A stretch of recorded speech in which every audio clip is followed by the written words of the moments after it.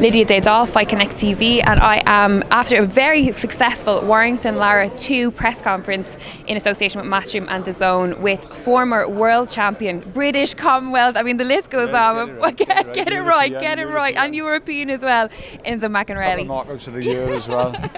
Lovely to see you here. Yeah, just carry on. I was like, literally, I just have to get out the list and like unroll it, all the titles, all the accolades. How are you? Yeah, good, thank you. Good. Yeah, it's feel good. Yeah. So we're down here on a little bit of a work capacity. Yeah, about 4 weeks ago, well, 5 weeks ago, I had a phone call of Ebony Bridges' team. Me and Ebony have been talking, we've been discussing boxing. It was mad, like 5 o'clock in the morning. If I put a tweet out about some fight in America, she's the first one to come back. So we could see her knowledge of boxing. So we just talked back and forth. And I met her and her team after the Shannon Courtney fight. We had a discussion with her trainer Brian. We got on well. We realised we were on the same wavelength, so to speak. So she boxed back on me 4 weeks ago, and I had a phone call a couple of weeks before that saying that she couldn't get back into the States where she trains. Brian couldn't stay because he had a fighter on the States. So would I look after her for the 4 weeks? And you know, I've always wanted to get into pro boxing, and you know, I think I thought, yeah, why not? Yeah, absolutely. I mean, it's a beautiful thing about the sport that, you know, someone like Ebony can, you know, trust you, can give you a call up and say, listen, would you be interested in coming on board and helping me with this? And for you to go, listen, absolutely, and let's just go with it. You know, how has it been received with your guys? I mean, you have your amateur gym, having Ebony Bridges, she's on such a trajectory at the moment, you know, all eyes are really on her. Yeah, it was, and you know, all the boys were chuffed, and as you can imagine. But I did actually close the gym because of the COVID situation round. I have young kids coming in, they're picking things up, and so. But she did spar a couple of my lads, and you know, they gave her hell, and she gave them hell as well. So she's trained hard. I've taken her around different places, taken her to Birmingham sparring, took her to Northampton sparring Chantal Cameron. She sparred Lee Selby. She's been terrific. She have, and you know, people see her on social media, the Instagram. She's constantly on it. She's constantly networking. She's constantly making moves. That's all she's doing. She's making moves, but she works just as hard in the gym.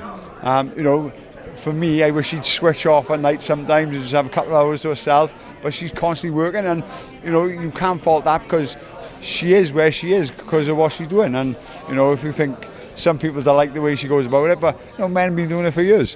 So absolutely. Like we spoke earlier on, you know, the game is there to be played, as we were saying. If you look at it, the way she comes on the media, the way she comes on the weigh-in, she plays up in it and stuff like that. She knows the market. She knows people like her banter as well on Twitter. But if she couldn't fight, it'd all go downhill. But she can actually fight, and you know, I was impressed with the way she listened, the way she wanted to learn different things. She wanted to.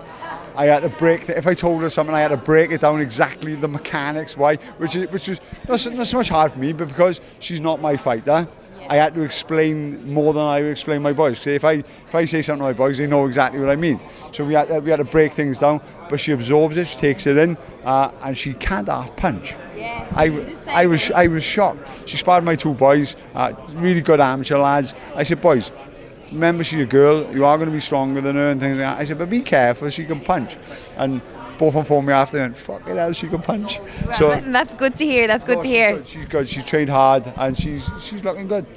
Speaking of fighting, I mean, this event, this setup is no stranger to yourself, or you're no stranger to it. You know, do you miss it? Now that you're back here, you're seeing all the kind of tensions, the face-offs and stuff, do you miss fighting? I haven't, since I stopped, I haven't not missed it for one day. I absolutely love the sport. I'm still in great shape. I've been going away doing sparring. I'm sort of, I won't say we've been sparring some decent boys, and it's been quite comfortable for me, to be honest, considering I've been out for so long, and I've kept myself in shape. And I've always wanted that one last fight, but every time I get to the point where I'm feeling great, I'm as good as I was, some injury sort of kicks in and it sets me back. So I don't know, maybe something telling me to be a trainer, not a fighter anymore. But I still got something left. I'm probably not as good as I was in my prime, but I'm certainly better than what I was 10 years ago. So I'm more mentally stable, I'm fit, I'm stronger, I'm eating better.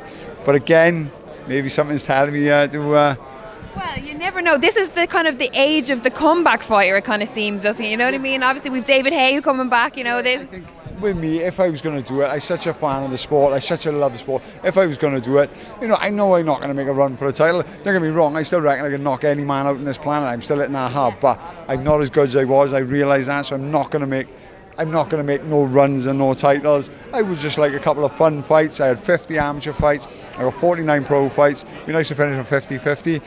But knowing me, I want the 51 and the 52. Something tells me you go to 100, to be honest. For 5 years, it's ate me. It's sort of dug away at me. I've had something in the basement. But now I've come to the terms of I would really love to fight. But if it don't happen, it don't happen. I got things to do. Running the amateur club, I do bits and bobs. And I think a lot of fighters finish and they got nothing.